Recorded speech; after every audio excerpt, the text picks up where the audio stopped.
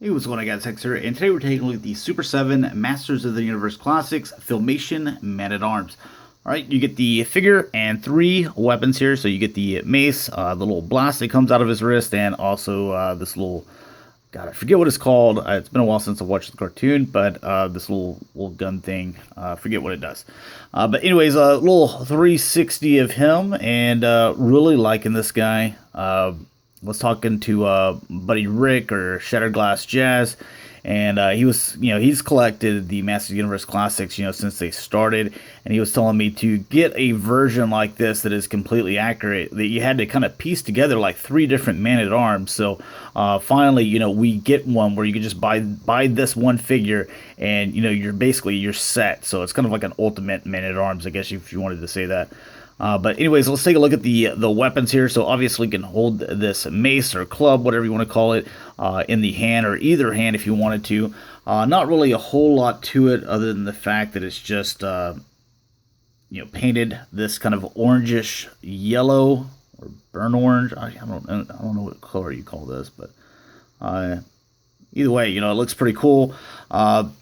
Then you have, this little beam right here that we see him use basically in the intro of the cartoon, where he just kind of like does some kind of like weird like stepping back and forth dance, and then he like shoots this out of his wrist. So I'll show you how that works. But it's really cool that you got that.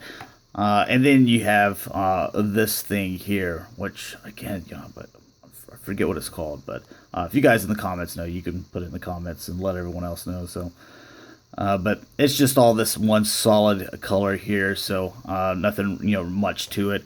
Let's take a look and see him hold each one of these things. So see if we get this here, and he can hold this one here, and there you go. So I like it whenever these accessories work correctly. Look down. Look at what you're shooting at.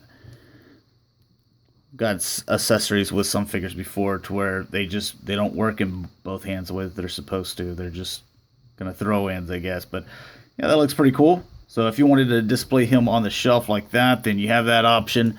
Talking about the beam that we were earlier. Let's see.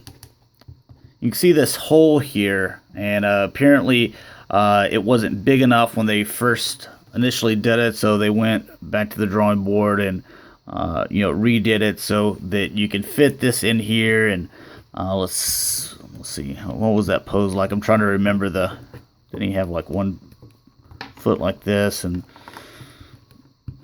maybe one like that? And let's see, get that in there. Didn't it look something like that on the cartoon? I'm trying to remember, but we did some little and then So, anyways, yeah. So if you wanted to pose them like that, which I think that looks pretty cool. Maybe put the club in this hand. I'm probably gonna display them that way. I think that looks pretty neat. As long as this will stay in there. So. Yeah, so anyways, let's get into the figure itself. Let's check out all the joints, make sure that they're good. As you kind of saw there, we put him in a pose, and he seemed to hold it just fine. Starting off with the face here, you see that you get the brown mustache, and you got black eyebrows there. The eyes are just black with a little bit of white there. You can see he's got some crow's feet. I know you younger guys are probably not going to know what crow's feet are, but you guys that are, into your mid-30s or later, you know exactly what I'm talking about. So you can see that there, so he's a little bit older, still not a dinosaur, but, he's a little bit older. But I think the jaw structure, everything, looks really good. As far as it looking in the film, I like the little helmet here. You got the orange, which ties into the same color as the rest of the armor, and this as well. This soft rubbery plastic, it looks like it would be able to detach right here. Hopefully that's glued in there, because I don't want it detaching, but I'm sure you could if you wanted to.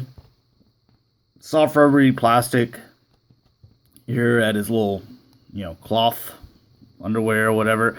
Nice gray here. Again, the orange, matches everything else.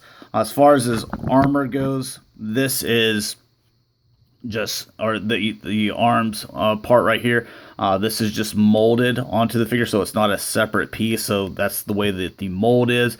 As far as paint goes, I saw like just a little bit of orange getting onto the green, but it's up underneath, and I don't think you'll ever really see it. So, and again, that's just my particular figure, and it's nothing that I'm too worried about, because I think the paint, for the most part, especially on the face, everything looks pretty solid. So just wanted to point those things out for you. All right, as far as covering all the articulation, are all the joints tight, or are they loose? Head seems to move pretty fine, and kind of got a little bit of up down there on that, and obviously back and forth. This shoulder's really nice. All these figures, this is the third figure that I've opened out of this wave, and all of them are solid shoulders. They're not going anywhere. So much that I couldn't even get Hordax out to put in his cannon arm. You can see that the rotation here is pretty good, nice and solid. It's not too loose, but it's not tight either. The elbows, really good on all the figures as well. You can see that he can't go a full 90 degrees, I guess just because of the way that the armor is designed, or I can't get it to go 90 degrees. That's about as far as it's going right there, yeah. But the wrist, rotate left to right. That's a real good solid piece. I don't feel like I'm going to break this going left to right. Same thing over here. Shoulders, really nice and good. Biceps, good. Elbow, good. Left to right. Everything seems to be good with the arms. Yeah, front and back with this ab crunch area. Excuse me. Again, I wish this had like places that it caught instead of just kind of moving freely. It